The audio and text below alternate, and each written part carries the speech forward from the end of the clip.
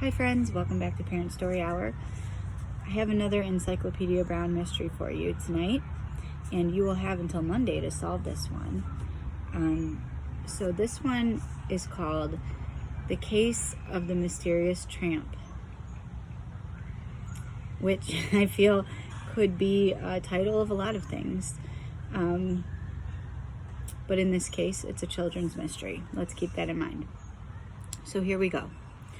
For more than a year, neither child nor grown-up had got away with breaking a law. Hardened criminals had passed the word, "Stay clear of Idaville."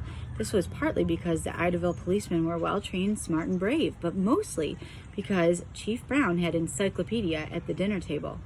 Chief Brown never whispered a word of how Encyclopedia helped him. After all, who would believe the truth? Who would believe that a fifth grader solved difficult cases while eating dinner at the Browns' red brick house on Rover Avenue? Naturally, Encyclopedia never let out that he was the mastermind behind Idaville's war on crime. So the name Leroy Brown was missing from the honor roll of the world's greatest detectives. "I'm sorry to be late, dear," said Chief Brown as he sat down to eat. "A terrible thing happened this afternoon." After he had said grace, he raised his head and looked at Encyclopedia. Mr. Clancy, the plumber, was beaten and robbed. Was he... I'm sorry, that's not funny. I'm sorry. "Was he badly hurt?" asked Mrs. Brown. "He's in St. Mark's Hospital," Chief Brown said. "The doctors say he'll be all right. I'm afraid we'll never catch the man who attacked him." "Why not, Dad?" asked Encyclopedia. "Didn't anyone see what happened?" "John Morgan saw everything," said Chief Brown. "He's Mr. Clancy's helper. He was sitting in the truck when a tramp attacked Mr. Clancy." And I know, they just mean a traveler. Chief Brown unbuttoned his pocket and drew out his notebook. "I wrote down everything John Morgan told me. I'll read it to you." Encyclopedia closed his eyes. He always closed his eyes when he did his heavy thinking on a case.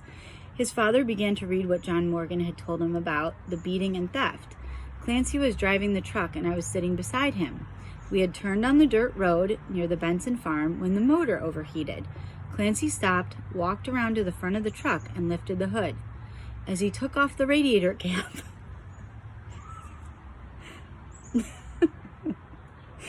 a tramp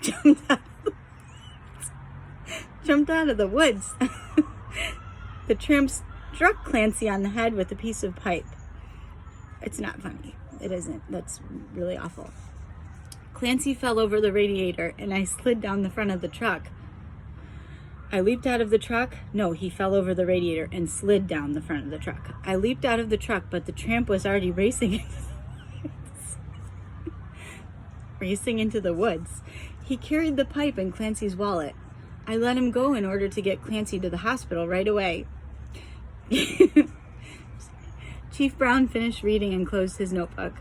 Encyclopedia opened his eyes. He asked but one question. "Did Mr. Clancy have an unusually large amount of money in his wallet?"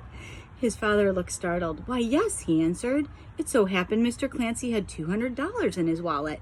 He had just been paid for work on a new apartment house. What made you think he was carrying a lot of money?" "He had to be," said Encyclopedia.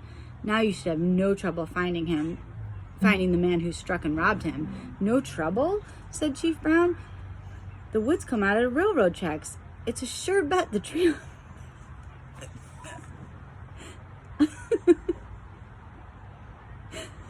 "It's a sure bet the tramp hopped a ride on the freight train. He's probably in Georgia by now. You'll find him where John Morgan lives, and the $200 besides," said Encyclopedia. "Do you think John Morgan helped the tramp rob Mr. Clancy?" asked Mr. Brown. "No," answered Encyclopedia. "Well, what do you think?" asked Chief Brown. "I think that when Mr. Clancy stopped the truck in the woods, John Morgan saw his chance," Encyclopedia answered.